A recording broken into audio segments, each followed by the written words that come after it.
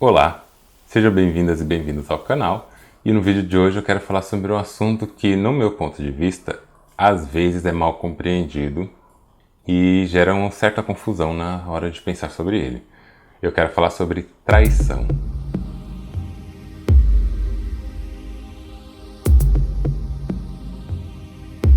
Antes da gente começar a falar propriamente sobre o que eu penso, como eu enxergo como traição, e você vai me dizer se você concorda ou não com isso, eu quero te propor um exercício só.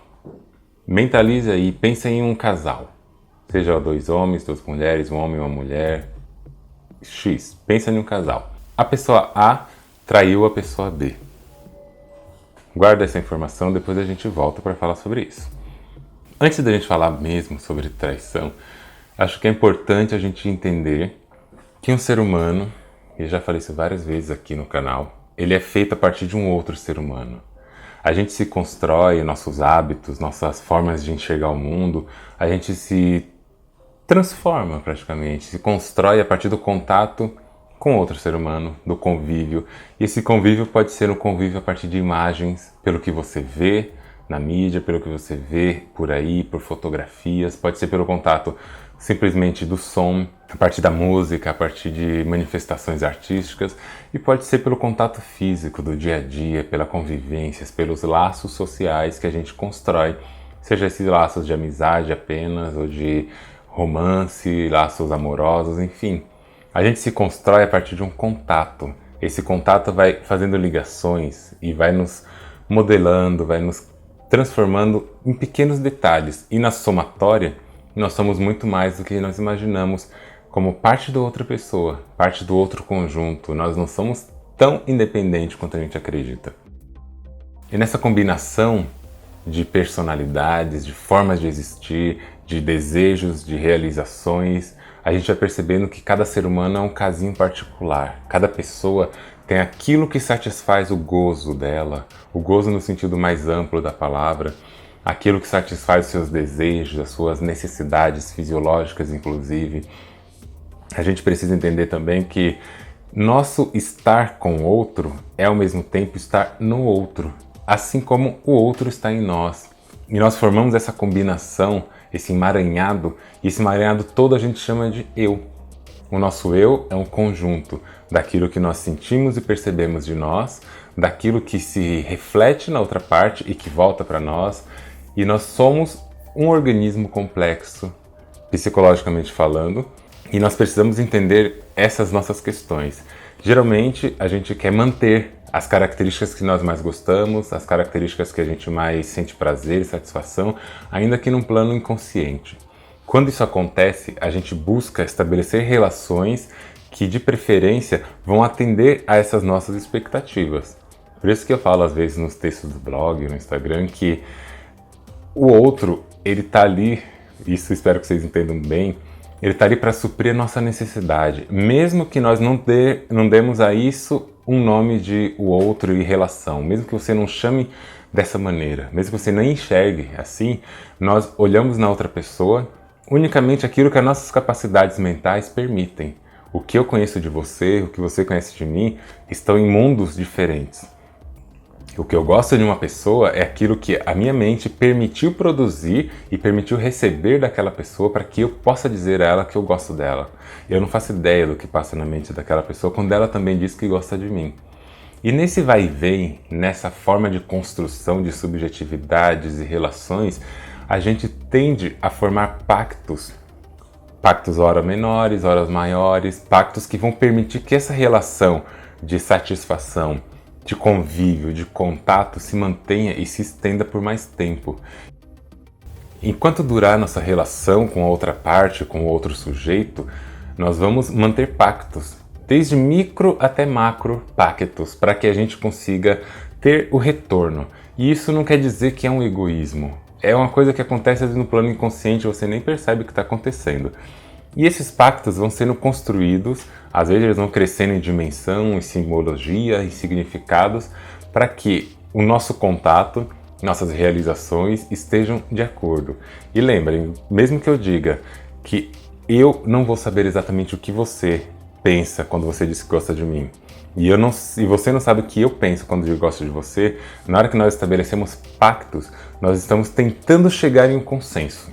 Quando existe um pacto numa relação, esse pacto ele tem a ver com formas de comunicação que vão tentar homogeneizar a ideia, deixar a ideia mais próxima de um uno, de uma unidade. Então, sei lá, se o seu pacto é não se envolver com outras pessoas além daquele relacionamento que você tem, porque você prefere ter uma confiança maior naquele relacionamento, o envolver-se com outras pessoas é uma quebra do pacto. Se o seu pacto pode ser um pacto simples, se o seu pacto é você nunca vai tomar café separado de mim ou separada de mim, e você toma café separado, vocês tomam café separado, vocês quebraram um pacto, porque esse pacto, por mais simples que ele possa ser na matéria, na prática, ele foi chegado como um acordo, um consenso que foi estabelecido como uma ligação de manutenção daquela estabilidade de vocês. Qualquer coisa que vocês combinem, e isso é combinado, autorizado entre os dois e é rompido, é um rompimento do pacto. E é isso que eu chamo de traição. Se o pacto feito por um casal, por pessoas, por exemplo, fale pra mim quando você estiver insatisfeita ou insatisfeito com uma relação.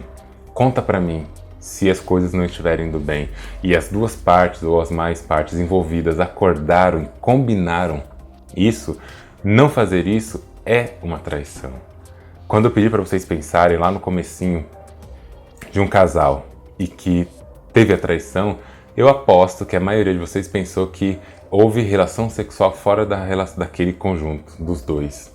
Mas isso é uma das inúmeras formas de traição. Traição nem devia resgatar essa ideia de traição a partir do sexo, porque isso objetifica a própria relação.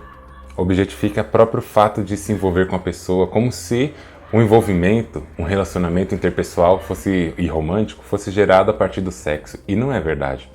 Os relacionamentos se dão além disso. Relacionamentos abertos, por exemplo, as pessoas se permitem ter relações sexuais com pessoas fora da relação. Onde está a traição? A traição está justamente no pacto que foi estabelecido, que podem ser inúmeros. E eu retomo. Uma coisa que eu levo muito a sério para mim, na minha vida, é a questão da transparência, da honestidade. Se você tem um acordo, um combinado entre as duas partes, esse combinado diz respeito a eu vou te dizer se de repente eu não estiver mais interessado em você, e você vai me dizer se não estiver interessado em mim, e isso não é cumprido, isso é rompido, isso é uma traição, porque quebrou um pacto. Se o seu pacto eu vou jantar sempre no mesmo horário que você, e você não janta, você quebrou o pacto. Se o seu pacto foi, eu nunca vou fazer uma compra sem te avisar, e você fez, você quebrou o pacto. Tudo isso é uma forma de traição. Você traiu o seu pacto, você traiu a confiança, você traiu aquela forma, aquele acordo, aquela estrutura proposta por vocês dois. E isso é importante dizer, para que haja pacto, é preciso que as duas partes estejam de acordo com aquela informação. E para que haja traição, é a partir desse pacto consensual que foi rompido. Então pense melhor quando você estiver se comportando dentro de um relacionamento, dentro de uma convivência com alguém, para você não achar que traição são apenas aquelas coisas que gritam, que saltam aos olhos. Traição de confiança, traição de qualquer outra coisa, é quando você, tendo o seu acordo, você simplesmente rompe com ele e acha que está tudo bem. Isso é uma traição. Você, na sua vida, no seu dia a dia, quantas vezes você já traiu a pessoa com quem você está? Quantas vezes você já traiu os seus princípios, já traiu alguma coisa, algum pacto foi quebrado? Não que as pessoas não possam voltar atrás de ideias, não que as pessoas não possam mudar. Eu acho que mudança é algo que acontece mesmo o tempo todo. A gente muda de ideia, a gente muda de gosto, a gente muda de percepção, a gente cresce, isso acontece mesmo. Agora, se você já tinha um pacto e você mudou de ideia, relembre aquele pacto com a pessoa. Se você mudou de ideia e pode mudar mesmo, vai lá, retoma aquela conversa, retoma o pacto, refaça o seu pacto, refaça a sua fala antes de cometer o rompimento. Porque é muito mais fácil, né? Você vai e rompe o pacto e fala, a partir de agora eu quero fazer tal coisa. Mas você já rompeu. Tente ser uma pessoa que tem o que a gente chama de responsabilidade afetiva. Porque responsabilidade afetiva, entre outras coisas, é quando você tem o respeito pelaquela pessoa, pelo que ela sente, e você sabe que, mesmo que para você aquela atitude não seja significativa emocionalmente, para aquela outra pessoa pode ser. E respeitar os limites, respeitar o tempo da outra pessoa, respeitar o espaço, é ter responsabilidade afetiva.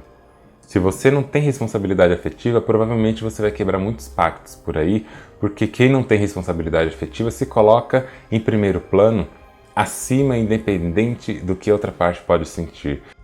Ter responsabilidade afetiva é você poder enxergar a vida dessa maneira. Ninguém aqui está dizendo também que você vai se colocar sempre em segundo plano, ajudar só as pessoas e que você está em outro lado. Não. Você tem que se cuidar, com certeza. Cuidar da sua saúde mental, da sua forma de enxergar a vida. Mas, num mundo que a gente está, na conformação que a gente vive, que é uma conformação social, você está em relação com outras pessoas o tempo todo, eu acho que não custa parar para pensar no que a outra pessoa pode sentir quando você está envolvida diretamente com essa pessoa. Você pode fazer algo. E por que você vai escolher ser irresponsável afetivamente? Por que você vai escolher quebrar um pacto? Por que você vai escolher trair?